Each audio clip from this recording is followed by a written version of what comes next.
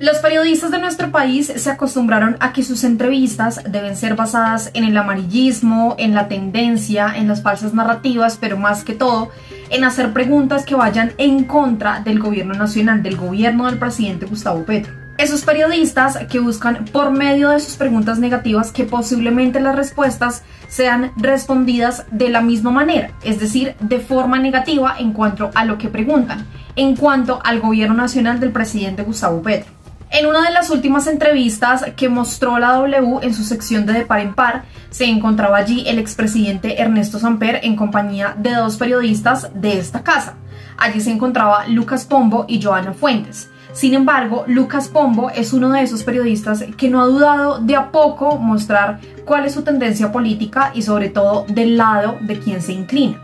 Lucas Pombo le hizo preguntas a Ernesto Samper como si él estaba de acuerdo con la constituyente, el que pensaba del supuesto golpe blando que estaba haciendo la oposición en contra del gobierno del presidente Gustavo Petro, o que incluso ya estábamos tan acostumbrados, según él, a una política golpista, que un día se decía una cosa, que era un golpe de estado, que era un golpe blando, etcétera, etcétera. Y que por supuesto con las declaraciones de la oposición, con las últimas declaraciones que incluso ha hecho Álvaro Uribe en solicitar a las fuerzas militares y armadas a que desobedezcan al presidente Gustavo Petro, pues en realidad debería de ser alarmante.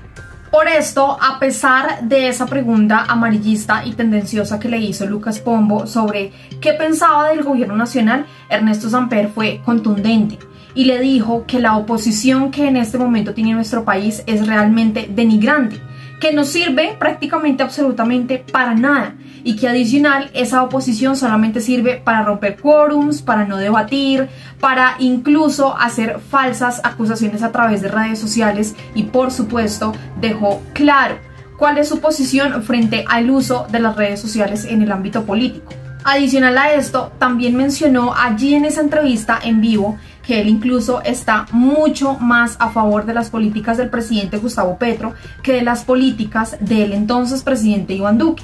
Hizo incluso la aclaración de que en Colombia nunca había habido un gobierno de izquierda, un gobierno progresista, y que claramente la derecha y el uribismo de nuestro país pues no iba a dejar gobernar a ese nuevo mandato, teniendo en cuenta que fueron muchísimos los años en los que la derecha estuvo gobernando y desangrando a nuestro país. Así que por favor escuchen ustedes esta entrevista en la que Lucas Pombo le hizo preguntas realmente lamentables a Ernesto Samper, buscando siempre que tal vez este le respondiera cosas negativas del gobierno nacional. Pero Ernesto Samper incluso a través del humor le dejó clara su posición. Incluso el apoyo que él ve por parte del presidente Gustavo Petro, el apoyo que este le da incluso a las reformas sociales del presidente, a pesar claramente de ese amarillismo y de ese pseudo periodismo que por supuesto sigue en nuestro país. Presten atención. A esa asamblea sí estoy de acuerdo, como propone el presidente, que se podrían llevar ciertos temas, por ejemplo, el tema del resarcimiento de las víctimas. No hay con qué pagar los 10 millones de víctimas. Hay que buscar unos espacios y de golpe se necesitan reformas constitucionales. Pero en ningún caso yo avalaría una constituyente que resulte de un acuerdo entre el Estado y las FARC. ¿Por qué? Porque mañana hay otro acuerdo y entonces todo el mundo va a querer hacer los cambios. Yo creo que no estoy de acuerdo con la constituyente porque creo que se demora mucho. Pero de golpe, si se hiciera un acuerdo con los partidos y los partidos se comportaran democráticamente, porque la oposición también es fatal, este país es fatal, la oposición que están haciendo es una oposición gaminesca, llamémoslo así, pues se podría hacer un acuerdo para sacar una reforma constitucional si se necesita. Pero presidente, eso no va a suceder, es decir, con los mecanismos actuales previstos en la Constitución es imposible que el presidente de la República pueda ser una constituyente, pero es que nos acostumbramos como a un ritmo un poquito frenético, que hablamos un día de referendo, al otro día de una amenaza de estado de excepción, al otro día una constituyente por la vía del acuerdo de paz. ¿Usted cree que eso, qué quiere decir? ¿Eso son globos? ¿Eso es improvisación? ¿Eso es un camino que se está trazando el presidente con un norte definido? ¿Usted cómo lee eso, usted que estuvo sentado ahí? No, Lucas, primero, cuando yo estuve sentado no había redes. Y como no había redes, no había polarización. Yo creo que el principal problema es la polarización, no solamente en Colombia, en todas partes. Pero creo que además no estamos haciendo una buena oposición. no es solamente el gobierno, que por supuesto tiene problemas, y yo no vine aquí a defenderlo, pues, pero sí es verdad que la oposición no está ayudando para nada a que esto funcione. Entonces, desbaratan el quórum, hay unos medios de comunicación que están ya pues con la coraza puesta contra el gobierno, el tema de la parte reputacional, los conflictos judiciales, la judicialización de la política, todo eso es lo que llaman el golpe blando, que no es que los militares vayan a sacar al presidente en pijama a las 12 de la noche, como sucedía hace 50 años, y algunos debían tener unas pijamas impresentables. Y las de ahorita, no me las imagino. No creo que sean buenas tampoco. Ni nos las imaginemos, sino que no lo dejan gobernar. Entonces es una manera de que se quede pero sin poder gobernar. Yo creo que eso lo está sintiendo el presidente y es legítimo que él trate de encontrar unas salidas. Ahora, esas salidas tienen que ser dentro de la Constitución. Él fue elegido dentro de una Constitución con unas leyes que son como las normas del fútbol. Uno no puede salirse del estadio y pedir que le cambien de árbitro, así sea de Millos, ¿no? Pero, presidente, ¿no cree que también el presidente Gustavo Petro se ha equivocado mucho y ya está atribuyendo golpe blando a cualquier cosa? O sea, la última vez dijo que lo de Olmedo López también era golpe blando, cuando él fue el que puso a Olmedo López en ese lugar, en ese puesto. Sí, hay una cierta paranoia, tanto del gobierno como de la oposición. Yo sí creo que, pues, hacía 200 años este país no tenía una persona de izquierda. Realmente, a mí la situación política yo la describo así: medio país que estaba acostumbrado a gobernar se salió y no sabe cómo hacer oposición, y medio país que nunca se había asomado llegó y no sabe cómo gobernar. Ahora, mientras que se entienden los unos y los otros, puede pasar un término. Presidente, pero además del tema del acuerdo con las FARC, sucedió algo en los últimos días, además que lo tuvo usted como uno de los protagonistas, la firma de ese acuerdo inicial vinculante, porque me aparece en el documento que es vinculante, en el que se habla de discutir sobre el modelo económico y el modelo político con el ELN. Si olemos por esa vía también un camino hacia la constituyente, ¿estamos en el bando de los paranoicos o usted cómo ve los esquizofrénicos? No, Lucas, mire, esto es, primero yo estuve en Caracas porque a lo que he dedicado buena parte de mi trabajo por la paz es a que se aplique el derecho internacional humanitario. Me parece absurdo que sigamos matando gente inocente, persiguiendo gente, aislando gente, mientras se está negociando. Entonces, un poco lo que yo les pedí a las partes, y lo recibieron muy bien, es que hicieran un acuerdo sobre unos mínimos humanitarios. Esa fue, digamos, la razón de mi visita. Pero además hay una cierta contradicción, porque si estamos discutiendo que la Asamblea Constituyente no puede salir del Acuerdo de La Habana, pues tampoco van a salir, pueden decir lo que quieran del modelo, etcétera, pero mientras que eso no se convierta en ley y no sea o pase a ser un acto legislativo, pues no va a tener una fuerza vinculante. Aquí la fuerza vinculante no la dan los acuerdos, sino la dan las leyes y el Congreso. Por eso somos una democracia. Oiga, presidente, digamos en esa tónica que usted dice del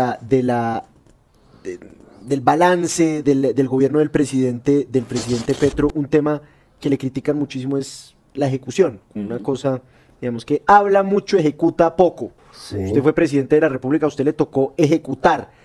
¿Ese diagnóstico obedece a la realidad o cree que hay también un poquito de caricaturización de la presidencia de Gustavo Petro? Bueno, no a repetir lo de la caricaturización. Sí. Pero mire, es que esto a uno no le enseña, que me perdone mi hijo que acaba de llegar o está llegando, a uno no le enseñan a ser presidente en Harvard. ¿No? Sí, mal momento de a uno le entregan un avión a 20.000 pies de altura. Y le dicen, bueno, mire, el avión está mal, el motor derecho no está funcionando, la gasolina se está acabando, la brújula no funciona, no sabemos si vamos para Barranquilla o para Pasto. El vicepresidente está dormido, o por lo menos se la pasa en el baño. Y el trago del carrito. Los de primera están peleando con los de turismo y las azafatas están de rumba. Ahora manéjelo. Y ahí es cuando uno se da cuenta que es presidente. Aprender ese tema se demora una cantidad. Yo no les he contado a ustedes cuál fue mi primer día como presidente. No. A ver. Es inolvidable. Yo llegué, me preparé para el plan del salto social, Ministerio de Cultura, todo lo que tenía para hacer. Me despedí de mi mujer y dije, me voy a gobernar. A las 9 me llama, tal vez era Ramiro Bejarano, que era el del DAS, y me dice, se voló Chupeta. Ay, no. Chupeta, le digo. No, un narco. Le dije, pues cójalo, yo estoy aquí gobernando, yo estoy con mis cifras. A las 10 llama el ministro de Justicia y dice, no aparece Chupeta. Y dije, ay, caray, pero ¿qué? ¿Ustedes creen que está en Palacio? Búsquenlo. A las 11 llama el embajador de Estados Unidos. Chupeta es muy importante porque es contacto cartel del norte, cartel del valle. Hay que coger a Chupeta. A las 12 el día ya estaba histérico. Llama a Serrano, que es el de la policía, y dice, no estás, Chupeta no está bien. No aparece en ninguna parte de Chupeta. Estaba yo a la 1:30 de la tarde en una cosa que llamaban el Salón de Crisis, octavo sótano del Palacio de Nariño, lleno de todas las asustadorías, la Contraloría, la Fiscalía, la Procuraduría, porque todas terminan en IAS, y todos los organismos de inteligencia en chin, michín, pipín, chichín, buscando dónde está Chupeta, la novia Chupeta, Chupeta en Cali, Chupeta en Medellín, Chupeta qué comía, Chupeta dónde dormía, Chupeta qué le gustaba a Chupeta. A las 6 de la tarde volví y me dijo mi mujer, ¿cómo le fue? Le dije, no apareció Chupeta. Y se me fue los 4 años en lo mismo. Ay, Entonces yo creo que ahí hay que entender que no es fácil hacerse uno cargo. Y si quieren que les eche más filosofía, yo creo que todo eso se debe al sistema presidencialista. Yo creo que los presidentes son una mala enresado de lo que eran los monarcas españoles y los presidentes gringos. Tenemos que ir a un sistema parlamentario. Pero, presidente, hablando de lo que decía Lucas, que es de la ejecución, de la baja ejecución que tiene en este momento el gobierno, pues sí, yo creo que la gente de pronto estaba esperando el cambio que pues propuso el presidente y por el que la gente votó por Gustavo Petro básicamente. Entonces, al no ver que no se está dando ese cambio, pues la gente tiene derecho a salir, a exigir. Es más, Francia Márquez lo decía hace poco en una entrevista, que ella se sentía frustrada porque ni siquiera ella había podido entregar ese cambio porque había mucha burocracia, porque le estaban poniendo muchas trabas. Entonces no hace falta un poquito también como de autorreflexión y como autocrítica para decir, hey, sí, prometimos unas cosas, obviamente un cambio no se va a dar en 4 años, pero ¿qué está pasando? Es verdad, y tal vez esto abone más la tesis de que aquí lo que se necesita es un jefe de Estado y un jefe de gobierno. Como existe en todas las democracias parlamentarias. Sí. Alguien yo creo que Petro tiene claro qué quisiera hacer como jefe de Estado. Tiene sus ideas en materia internacional, sus políticas en materia social, algunas controvertibles, otras menos, pero lo que no tiene es alguien que le ayude a implementar, a desarrollar efectivamente eso, que sería un jefe de gobierno, que trabaja con los ministros. Ahora, pero para no ser tan pesimistas, de todas maneras hay mucha gente que sí está funcionando, o sea, y que dentro de 2 años el país va a tener un equipo que nunca hubiera tenido la posibilidad de asomarse al poder si no hubiera llegado una alternativa distinta. Menciono casos porque creo que ilustran más. A mí el ministro de Hacienda me parece que lo hace bien, por ejemplo, la ministra de Medio Ambiente, me llama la atención la ministra de Educación, pues esas personas, el nuevo canciller, o sea, todas las personas están armando un equipo que tal vez necesitaría más tiempo para poder demostrar que sí se pueden hacer cambios. Presidente, volvamos a Colombia y hablemos de la seguridad. Ese ha sido uno de los lunares, digamos, del gobierno, y hemos visto cómo la situación, por ejemplo, en el Cauca, se está saliendo de las manos. Estamos viendo tomas guerrilleras como no las veíamos hace muchas décadas. ¿A qué le atribuye a usted ese deterioro? Bueno, primero distingo. Yo creo que el tema de la seguridad es un tema que está compartiendo toda América Latina por una sencilla razón. No hemos podido elaborar el duelo de la pandemia. Es decir, nosotros después de haber pasado 4 años de pandemia, todavía los niveles de pobreza siguen como peores que los que teníamos antes. No hemos logrado volver a tener las cifras de crecimiento que teníamos. Eso ha incidido en el desempleo. O sea, hay condiciones sociales que determinan la inseguridad no solamente en Colombia, sino en todas partes, y se está sintiendo. Y yo creo que tenemos que ponerle atención a eso.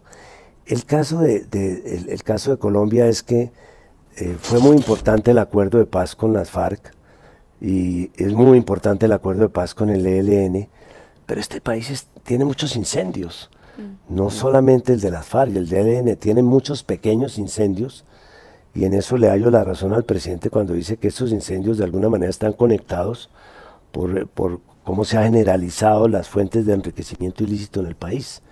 Estamos en un momento crucial en el cual no solamente hay que combatir a los actores armados que se financian con esos recursos, sino también las fuentes de esos recursos, y eso me parece que eso debería ser un propósito nacional.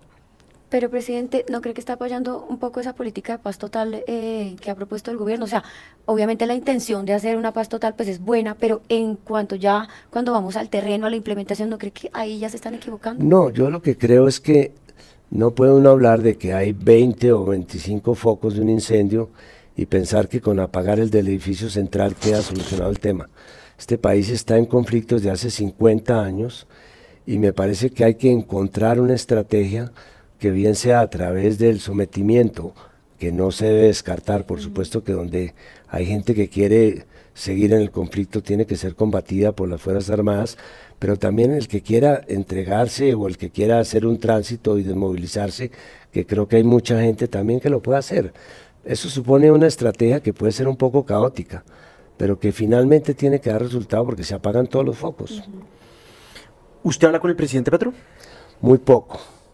Muy poco, he hablado desde que estaba presidente unas 2 o 3 veces. La verdad no soy petrista en el sentido electoral de la palabra. A mí, ¿qué me gusta de la política de Petro? Y me gusta mucho más que las de Duque, de una vez voy contando. Me gusta su política de paz, que siga buscando la paz, no, puede que no la consiga él totalmente, pero tiene una estrategia. Me gustan sus reformas sociales, creo que este país sí tiene que aceptar unos cambios sociales que son inevitables porque la gente no está bien, y me gusta su política internacional y creo que en lo que le está yendo muy bien es en la política internacional. Yo lo que noto es que la gente ya, digamos, a nivel de la región, y también me muevo en ese campo, está hablando de México, Colombia y Brasil como líderes de los cambios que están dando acá, y eso me parece respetable.